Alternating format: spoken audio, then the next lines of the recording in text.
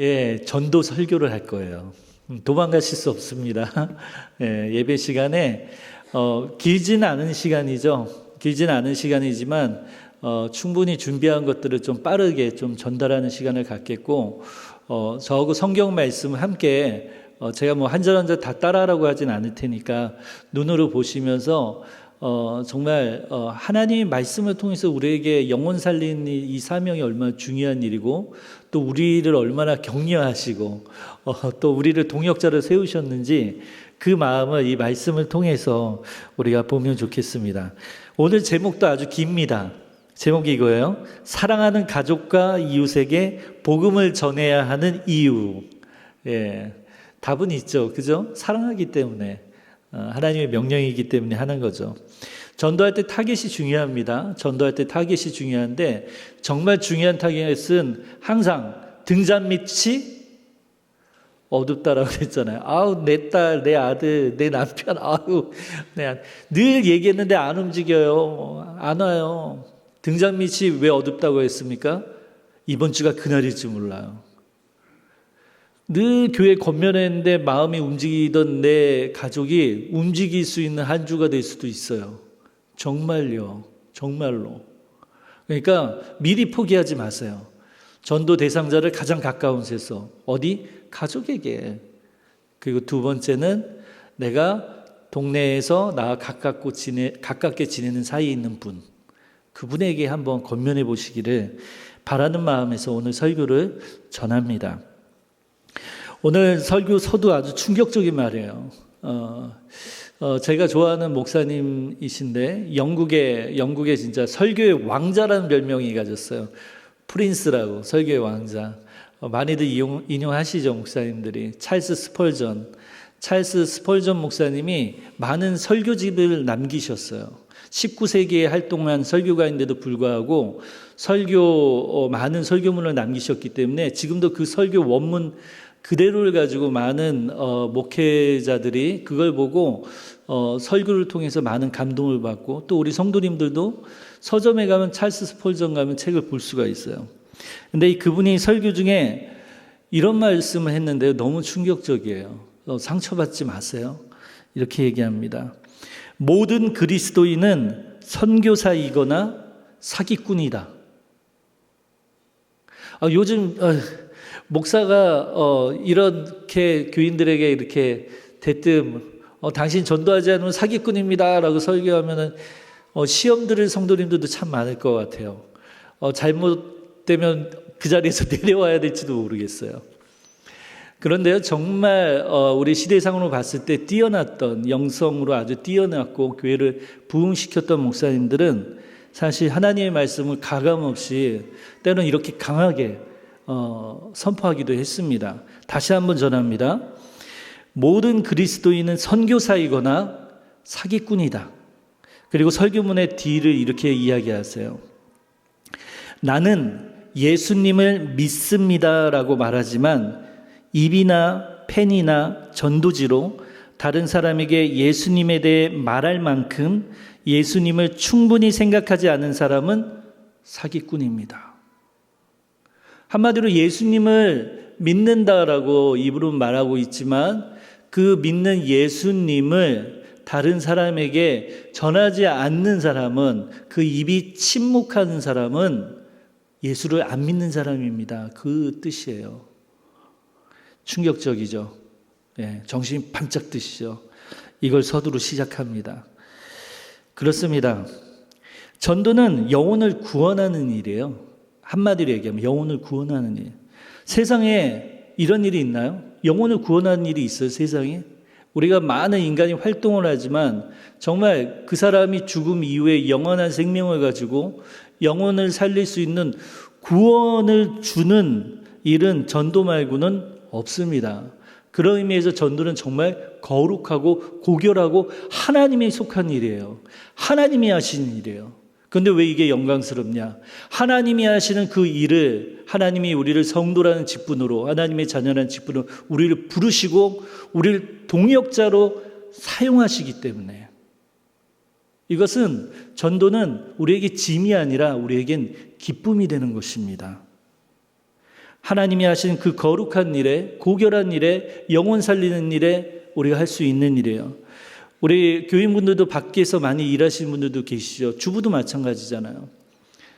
하는 일들 중에서 기쁨과 소망이 있고, 기쁨이 있고 희망이 있고 또 자부심도 있고 그런 일이 있지만 그런 것이 계속 지속됩니까? 그렇지 않죠. 하지만 영혼 한 명 구원했을 때 그 기쁨은 평생 남잖아요. 그죠? 나를 전도했던 그 한 명 기억나세요? 그 집사님, 그 권사님, 그 장로님, 그 한 분이 있었기에 하나님은 그렇게 일을 하시는 것이고, 하나님도 그렇게 지금도 시대가 변했지만 지금도 그렇게 동일하게 일하십니다. 마태복음 28장 19절에서 20절, 오늘 우리가 읽은 말씀은 예수님께서 우리에게 주신 지상 명령이라고 하는 제목이 붙여져 있어요. 결론적으로 전도하는 일은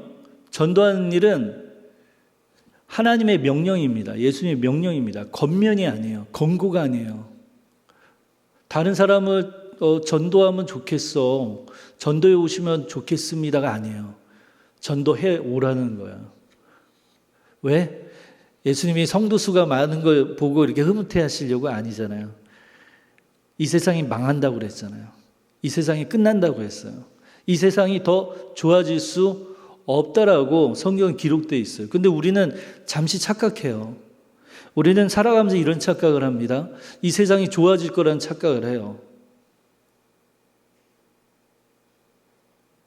이 세상이 좋아질 거라는 착각을 하고, 그리고 많은 사람들이 교회가 더 커지고 커져서 나라의 종교가, 국교가 기독교가 되기를 생각하는 사람들도 심지어 있어요. 하지만 성경은 그렇게 이야기하지 않잖아요. 천국으로 가는 문은 좁고 결국 예수님의 재림때가 가까워질수록 배교하는 일이 늘어난다고 했잖아요. 그때 복음을 전하지 말라고 했나요? 아니잖아요. 너희는 끝날까지 내 증인이 되어서, 제자가 되어서 복음을 전하라고 했잖아요.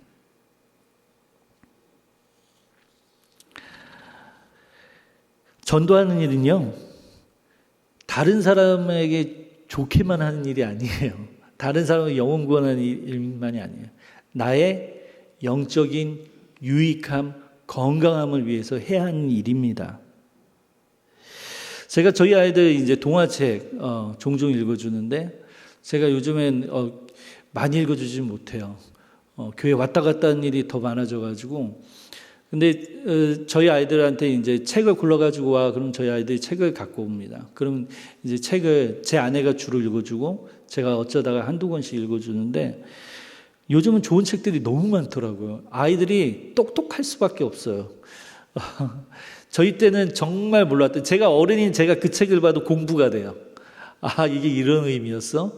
이런 책이 있어. 그 중에 한 가지 기억나는 책이 음식에 관한 책이에요. 음식 영양소가 야채와 두부와 뭐 이런 영양소가 어떻게 있고 이거를 골고루 섭취해야 된다는 걸 가르쳐주는 동화 내용이었어요. 편식하면 안 된다는 거였어요, 한마디로. 우리도 마찬가지입니다. 우리에게 건강함은 육적인 건강함도 있지만 성경에 관심을 갖는 건 영적인 건강이에요. 예수님이, 하나님이 우리에게 관심을 갖는 건 우리가 영적으로 병들지 않게 하는 것에 지대한 관심을 가지고 계셔서 우리의 속사람을 주목하신다고 그랬어요. 그리고 주님은 우리가 건강하기 위해서 주님의 뜻, 하나님의 말씀의 뜻대로 살라고 말씀하셨습니다. 그런 의미에서 전도는 우리가 영적인 건강을 유지하는데 필수적인 영향을 주는 활동입니다. 우리가 전도하지 않으면 우리는 항상 시들시들해지는 거예요. 기도도 어떻습니까? 기도하지 않으면 시들시들해지잖아요. 기도만 하고 전도하지 않으면 어떻게 될까요? 시들시들해져요. 그런데 전도하시는 분들 보면요, 기도하고 전도가 연결되어 있다니까요. 잘 보세요. 교회 전도 열심히 하시는 분들 보세요. 기도 안 하신 분 계세요? 기도 안 하고 아니에요.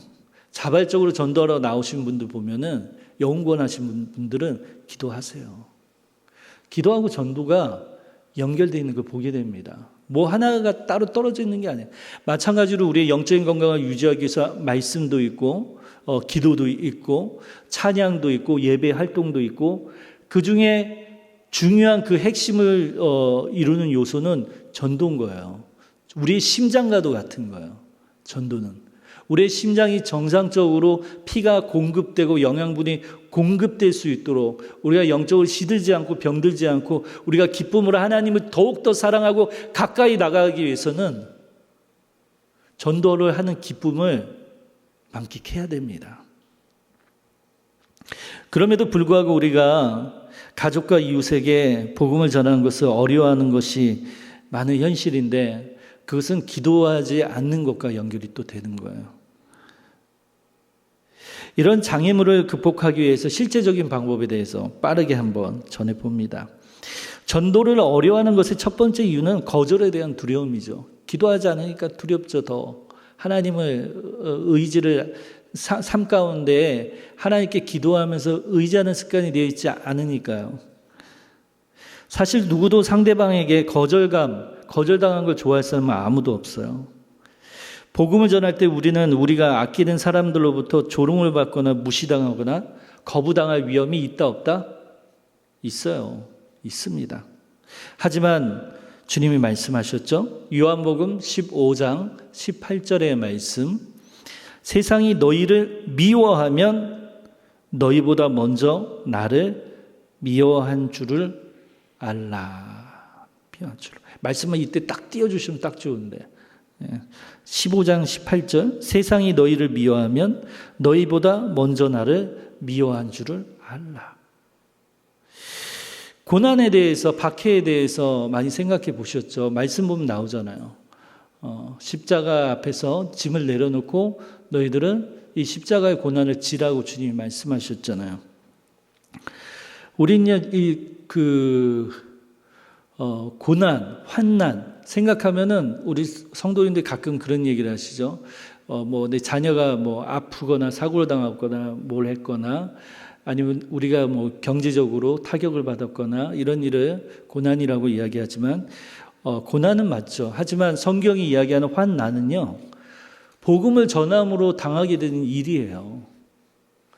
우리가 이야기하고 있는 내가 고난받았다, 가족이나 자녀나 누가 다치거나, 이거는 예수 믿지 않는 사람들도 겪는 일이에요. 예수님을 믿지 않는 사람들도 자연적으로 오는 재해고 어려움이에요. 성경이 이야기하는 십자가를 지라고 하고, 고난을, 달게 받으라는, 그 고난을 피하지 말라고 하는 메시지는 뭐냐? 바로 사람들에 대한 거절감을 피하지 말라는 거예요. 복음 전하는 일을 피하지 말라는 겁니다. 복음 전하는 일로 인하여서 내가 그 사람들에게 조롱받거나 멸시받거나 그런 고난을 이야기하는 거예요. 그런 고난을 언제 겪어보셨나요? 최근에 언제 겪어보셨어요? 최근에 언제 전하셔서 그런 고난을 정말 성경이 이야기하는 란이 아닙니다. 잘 보세요. 성경 환난이라고 이야기해요. 성도님들이 가끔 성경을 볼 때 환란이라고 이야기하는데 환란은 따로 있어요. 환난이에요. 예수 그리스도를 믿음으로 예수 그리스도의 증인된 삶으로 인해서 오는 박해예요. 그 고난이에요. 환난을 받아야 됩니다. 우리는 환난을 받아야 돼요. 우리는 고난을 받아야 됩니다. 디모데후서 1장 7절에서 8절의 말씀, 하나님이 우리에게 주신 것은 두려워하는 마음이 아니요 오직 능력과 사랑과 절제하는 마음이니 그러므로 너는 내가 우리 주를 증언함과 또는 주를 위하여 갇힌 자 된 나를 부끄러워하지 말고 오직 하나님의 능력을 따라 복음과 함께 고난을 받으라. 제가 거짓말한 거 아니죠. 복음과 함께 고난을 받으라고 얘기하잖아요. 우리는 거절에 대한 두려움을 극복하는 방법으로 예수님께서도 거절을 당하셨다는 사실, 전도하는 일에 있어서 거부당하는 일은 당연한 고난이라는 것을 이 성경 말씀을 통해서 알아야 되죠. 우리가 전도를 통해 예수님의 십자가의 고난에 동참할 수 있게 되는 것, 그게 영광이에요. 이보다 영광스럽고 기쁜 일이 우리 성도에게 있을 수 있습니까? 우리가 교회 안에서 봉사한다고 우리에게 고난이 옵니까? 관계 속에서 오는 어려움이요? 그거 말고요. 예수님을 전함으로 인해서 고난 박해는 교회 밖의 현장에서 일어나는 겁니다. 성도들이 전도를 어려워하는 두 번째 이유는 성경 지식에 대해서 난 너무 몰라 성경 말씀을. 난 준비가 안 돼 있는 것 같아. 내가 복음 전하면 그 사람이 질문하면 내가 어떻게 대답을 하지? 요한복음 14장 26절에 이 말씀이 있어요. 보혜사 곧 아버지께서 내 이름으로 보내실 성령 그가 너희에게 모든 것을 가르치고 내가 너희에게 말한 모든 것을 생각나게 하리라. 아멘. 우리에게 누군가 전도했던 사람이 목사님이셨어요? 그런 경우 케이스는 적을 것 같아요. 목사님들은 주로 이제 말씀을 선포하고 그런 일을 하고 가까운 동네에 살고 있는 교인이라고는 어떤 할머니, 어떤 할아버지, 어떤 청년일 수도 있고요. 신학적으로 풍부하지 않아도 지식적으로 풍부하지 않아도 그분들의 말이 감동이 됐어요. 저분이 전하는 게 좀 말도 안 되는 게 있는 것 같은데 듣는데 마음이 움직이는 경험. 누가 하시는 거예요? 성경은 지식으로 하는 것이 아니란 거죠. 전도는 성령님께서 우리를 통하여서 역사하시고 일하시는 일입니다. 우리가 이 입술을 뗄 때 우리가 말을 너무 잘하기 때문에 우리가 논리적으로 너무나 뛰어나기 때문에 그들이 예수를 믿는 게 아닙니다. 우리가 이 입술을 떼고 고난을 달게 받는 그 십자가의 동참함으로 나아갈 때 그들의 마음을 열게 하는 건 성령님이 하시는 거예요. 그러므로 전도는 우리가 하는 게 아니에요. 우리는 말을 전달할 뿐이에요. 그가 믿게 하고 그가 이번 주에 움직이게 하는 건 누가? 하나님이 하시는 일이에요. 그런데 왜 전도하지 않습니까? 우리는 이 말씀들을 오랫동안 기억하지 못하고 있었을지도 몰라요. 하지만 오늘 이 시간 다시 한번 기억하자고요. 하나님이 전도를 하시는 거예요. 우리가 전도할 때 어려운 세 번째 이유, 관계 훼손될까 봐. 좋은 관계를 맺고 있는데 괜히 예수님 이야기에서 분위기 망칠까 봐. 직장 동료하고 관계나 내 가까운 이웃하고 관계나 내가 다니는 가게에 이분들하고 어색해지면 어떡하지? 고린도전서 13장 4절에서 7절의 말씀. 사랑은 오래 참고 사랑은 온유하며 시기하지 아니하며 사랑은 자랑하지 아니하며 교만하지 아니하며 무례히 행하지 아니하며 자기의 유익을 구하지 아니하며 성내지 아니하며 악한 것을 생각하지 아니하며 불의를 기뻐하지 아니하며 진리와 함께 기뻐하고 모든 것을 참으며 모든 것을 믿으며 모든 것을 바라고 모든 것을 견디느니라. 아멘. 예수님 사랑하시죠? 하나님 사랑하시죠? 저 사랑합니다. 왜 사랑하냐면 진짜 솔직하게 이야기할게요. 하나님이 저를 사랑한다고 하니까 저 사랑하는 겁니다. 제가 먼저 사랑한 게 아니라 요한일서의 말씀과 같이 하나님이 나를 사랑하신다는 증거를 보여주셨기 때문에 하나님을 이야기한다면 공의 하나님이시고 사랑의 하나님이시고 그런데 나를 감동시키시고 나로 하여금 눈물 나게 하고 나로 하여금 무너지게 하고 참여하게 하는 건 사랑의 하나님이에요. 공의 하나님이 채찍을 딱 드시고 채찍만 치시는 거 아니잖아요. 해초를 탁 치시면서 마음 아파하는 그 아버지의 마음이 탁 전달되잖아요. 아버지가 나를 사랑하시네. 그래서 하나님 말씀하시잖아요. 하나님을 사랑하며 이웃을 사랑하라고 그랬잖아요. 이웃을 사랑하지 않고 하나님을 사랑한다 할 수 없다고 했죠. 이거 정말 중요한 거예요. 사랑해야 돼요. 때로는 우리가 관계적으로 우리 가까운 사람 같이 하나님의 일을 한다고 하면서 우리의 마음이 다칠 때가 있죠. 사실 어떤 무례한 말을 들었거나 기분 나쁜 말을 들었거나 관계적으로 어려울 수 있지만 우린 기억해야 되죠. 우린 사랑해야 돼요. 우린 그것보다 더 많이 사랑해야 돼요. 왜냐? 그게 하나님이 우리를 부르신 이유거든요. 그 사랑이 우리를 영원히 살게 하는 거예요. 우리에게 영원한 생명을 주신 거예요. 삼위일체 하나님 왜 하나가 되셨어요? 사랑으로 연합하셨잖아요. 사랑으로 우리를 구원하신 거예요. 그렇다면 이웃에게 내 사랑하는 가족에게 입술 한번 떼는 거, 그들에게 복음을 증거하는 거, 내가 그를 사랑한다면 해야죠. 그거는 관계를 훼손하는 게 아니라 그 사람에게 진정으로 내가 예수님을 믿는 사람인 걸 드러내는 일이에요. 자랑스러운 일입니다. 그 사람하고 관계가 서먹해지고 망칠 것 같지만 그렇지 않아요. 그 사람들은 이미 여러분들을 눈치챘을 거예요. 아, 저 사람 교회 다니나 보다 하고. 왜? 행동이나 말하는 것이나 뭔가는 다른 사람들하고 다른 게 느껴졌을 거예요. 분명히요. 여러분들이 예수님에 대해서 전하고 내가 교인이라는 걸 드러낼 때 그분들이 불쾌하기보다는 오히려 역시 제 생각이 맞았네요 라는 얘기가 나올 거예요. 그분들에게 사랑으로 건면할 때 오히려 그분들과의 관계가 더욱더 신뢰적인 관계가 형성되어질 수도 있어요. 때로는 박해한 사람이 있을 수도 있겠죠. 하지만 그 고난은 기쁨으로 받아야 되는 것이죠. 전도의 대상인 가족에게 가족 이야기를 좀 더 할까요? 신방을 갈 때마다요. 지금 대신방 기간이잖아요. 갈 때마다 이제 저희 교회뿐만이 아니에요. 저는 20년 가까이 부교역자 생활하고 있지만 신방 갈 때마다 늘 나오는 건요. 아무리 잘 믿는 가정이라고 할지라도 꼭 자녀 중에 아니 가까운 가족 중에 예수님을 예전에 잘 믿었다가 아니면 교회를 다니다가 나오지 않는 분들이 꼭 있어요. 그게 영혼 구원이 꼭 기도 제목으로 나옵니다. 남편 혹은 아내, 자녀 그리고 친인척이 대상으로 기도 제목으로 나옵니다. 오랜 시간 전도했지만 결실이 어려운 게 사실이죠. 하지만 우리는 낙심해서는 안 된다는 게 오늘 말씀의 요지예요.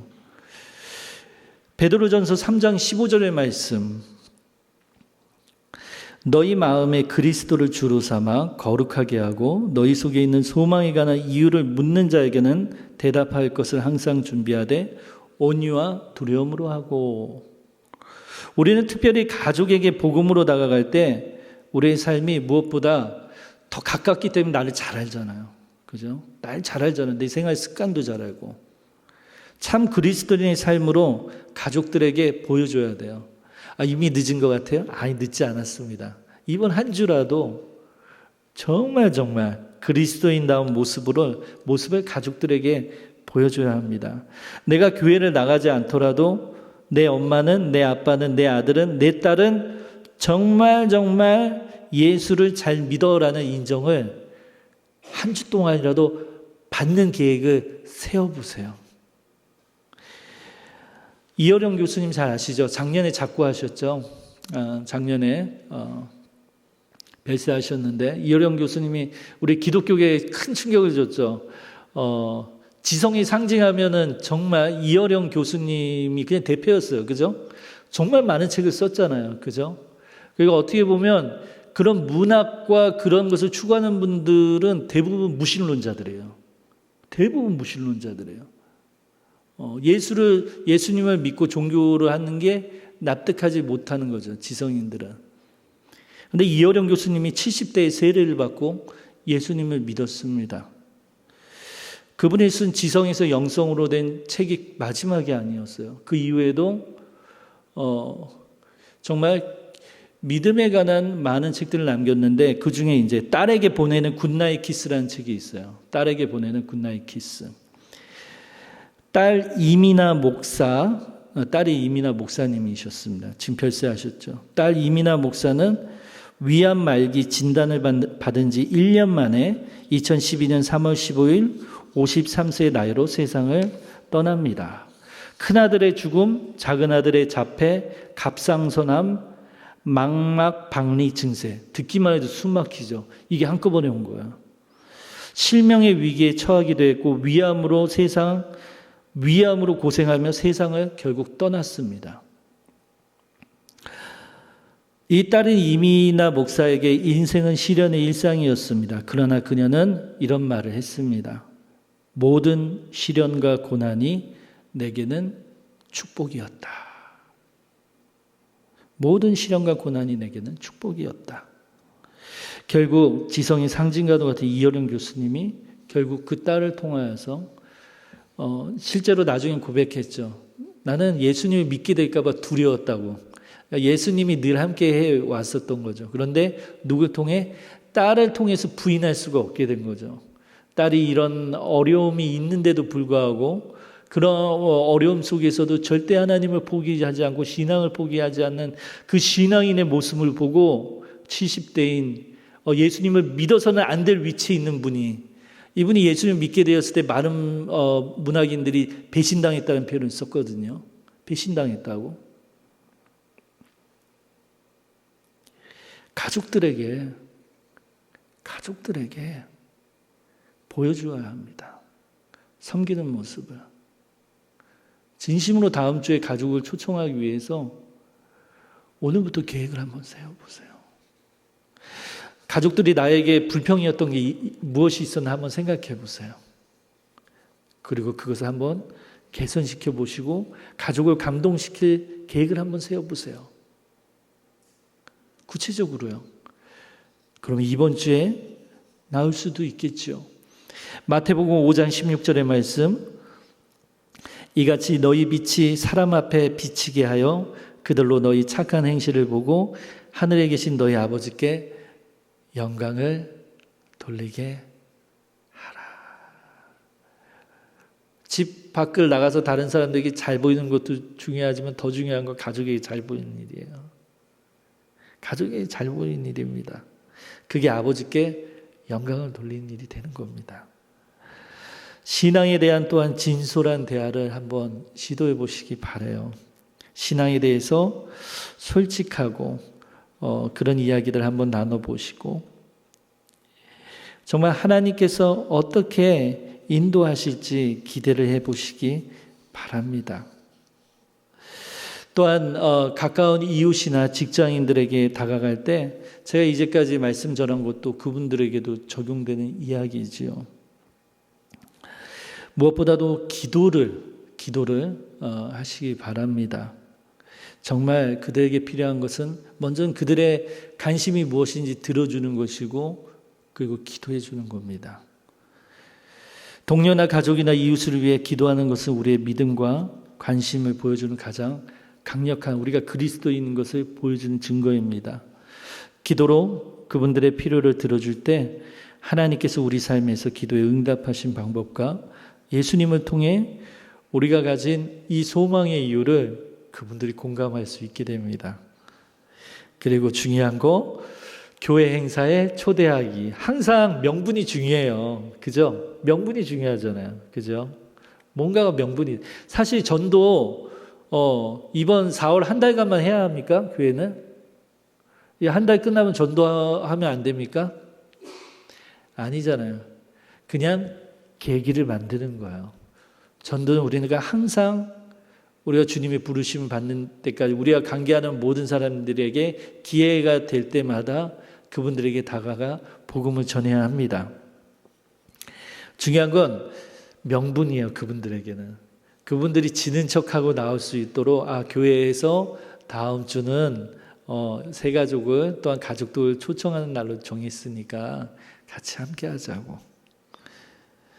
동료와 이웃을 교회 행사에 초대하는 건 정말 거부감이 안 될 수 있는 그냥 하나의 명분이 될 수 있다는 거예요. 교회 공동체의 사랑과 교제를 경험할 수 있는 자리를 주세요. 제가 대강교회에 와서 정말 좋은 것 중에 하나는 제가 배우는 것 중에 하나는 진실로 말씀드립니다. 진실로 배우는 것은 사람을 환대하는 법이었어요. 성도를. 한 명이라도 올 때 정말 따뜻하게 이렇게 등도 두드려주고 이런 모습은 사실 처음 봤어요. 이렇게 교인들이 전체 이 주차장 로비에서 뭐 거의 뭐 정신없어요, 사실 봤을 때. 근데 그게 나쁘지 않아요. 한 명에도 놓치지 않고 서로 인사하려고 애쓰고 반갑게 하고. 그러니까 그거 아셨어요? 지나가는 이웃 주민들이 그 타이밍에 지나가는 이웃 주민들이 꼭 한 번씩 쳐다봐요, 다. 애완견 산책하는 분들도 심지어 이렇게 쳐다봐요. 뭔가 하고. 이거 모든 교회가 이렇게 하고 있는 거 아니에요. 대강교회 하나님이 주신 어떻게 보면 다른 교회하고 뚜렷하게 구분되는 어떤 은사가 집단적으로 발현되는 걸지도 모르겠습니다. 그런 생각을 해봤어요, 진짜로. 우리 가족을 이웃을 초대해도 부끄럽지 않은 교회. 어느 교회? 설교 못 마치겠어요. 위임 목사님이 얘기했죠. 다음 주에 또 합니다. 좋은 생각이라는 생각이 들었어요. 위임 목사님 그 예화를 듣고, 정말 좋은 설교, 좋은 예화네. 진짜, 나중에, 담임 목사 되면, 한 달 내내 해볼까? 그 전에 쫓겨나면 어떡하지? 똑같은 목사님 설교 준비 안 한다고? 그런 생각도 들었어요. 다시 한번 해봅니다. 정말 사랑이 많고 자랑할 만한, 정말 새 가족을 초청해도 될 만한 좋은 교회, 어떤 교회? 어떤 교회? 어떤 교회? 저 세뇌한 거 아닙니다. 저 진짜로 그렇게 생각한다고요. 제가 저희 교회 오고요. 이런 얘기 들은 분이 있을지도 모르겠어요. 우리 목회자분들은 다 들으셨을 거예요. 저 이야기했어요. 올 12월이 됐을 때는 우리 교인들 실제 주일 예배 때 일산부 나오시는 분들 500명이 넘으면 좋겠다고. 다음 주도 해야 되겠어요. 500명이 넘으면 좋겠다고. 연말까지 500명이 넘으면 좋겠다고. 자신감이 없어요. 진짜 그랬어요. 이제 저도 한 3개월 있으니까 들을 얘기 안 들을 얘기 다 듣게 되잖아요. 그죠? 그런데도 불구하고 여전해요. 제 소망은. 왜냐, 숫자적인 부흥을 이야기하는 게 아니에요.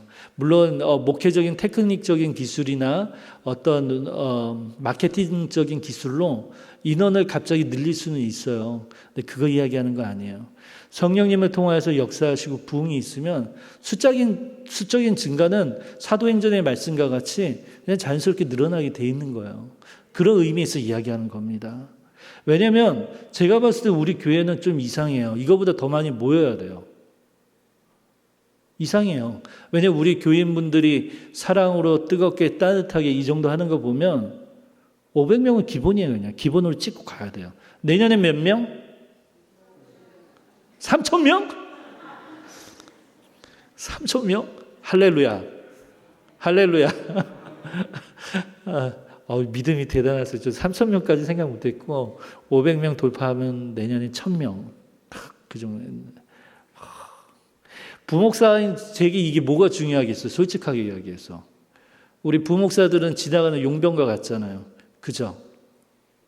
그런데 전 중요하게 생각해요. 왜냐하면 제가 하루라도 머무는 교회가 잘 되면 좋겠어요. 제가 하루라도 머물고 있는 교회가 정말 주님을 사랑하는 교회로 뜨겁게 열정적으로 움직이기 원하고 그 중에 한 명이면 좋겠어요. 그걸 제 목회 사역 가운데 경험하면 좋겠습니다. 그러면 저에게 유익함이 되지 않을까요? 저에게도 나중에 담임 목회할 기회가 혹시라도 오게 된다 그러면 대강교회에서 사역한 것이 자랑스럽게 되고 또 기쁨이 되지 않겠습니까? 그죠? 우리는 자신감을 가져야 돼요. 우리 교회에 대한 자부심을 가져야 돼요. 우리 교회가 많이 가지고 오는 그 전통과 그리고 정말 액티브하게 함께 사랑하며 읽으며 만들어냈던 것을 이 세대에도 이룰 수 있습니다. 다음 주에 또 해야 되겠네. 이 세대에도 이룰 수 있습니다. 정말 그렇게 저 믿고 있어요. 왜냐? 하나님은 살아계시기 때문에. 우리 대강교회가 정말 부흥했을 때 그때만 하나님이 계시고 지금 떠났습니까? 아니잖아요. 하나님 우리에게 다시 한번 명분을 주셨어요. 그래, 다시 한번 기회 줄게, 명분 줄게. 같이 한번 해보자. 함께 한번 해보자. 내가 너희와 함께한다. 이 간영동의 대표적인 교회 어디? 이제 나오네요. 좋습니다. 이제 설교 맞춰도 될 것 같습니다. 빌립보서 4장 13절의 말씀, 내게 능력 주시는 자 안에서 내가 모든 것을 할 수 있느니라. 아멘. 아멘. 복음은 제때에 전달될 때에만 좋은 소식입니다. 다음 주, 이 한 주간을 놓치지 마시기 바랍니다. 축복하고 사랑합니다. 기도하겠습니다. 사랑이 많으신 하나님 아버지, 대강교회에서 사역할 수 있는 기쁨을 주시고 우리 이렇게 많은 오후 예배 동역자분들과 함께 이 말씀을 나눌 수 있음에 정말 기쁨이 넘치고 소망이 생깁니다. 하나님 우리를 정말 특공대와 같이 우리를 부르셨습니다. 오후 예배 드리지 않고 떠난 많은 성도들도 있지만 이곳에 있는 성도님들은 특별히 항상 예배를 가까이 하고 또한 어떤 사역이든지 순종하며 따라온 분들입니다. 하나님 우리 대강교회에 부흥을 주시옵소서. 성령님의 역사하심을 통하여서 충만케 하여 주시고 위임 목사님을 비롯하여 우리 목회자들과 모든 성도님들이 정말 예와 말씀과 같이 에즈버리에서 일어났던 그 부흥의 그 물결이 우리에게도 퍼지기 원합니다. 주님 역사하여 주시고 하나님 전도하는 이 일도 우리에게 기쁨이 되게 하시고 역사의 한 페이지를 장식하는 놀라운 사건이 되게 하여 주시옵소서. 주님을 증거하고 증인됨의 기쁨의 고난으로 받게 하시고 나아가게 하여 주옵소서. 이 모든 말씀 예수 그리스도의 이름으로 기도합니다. 아멘.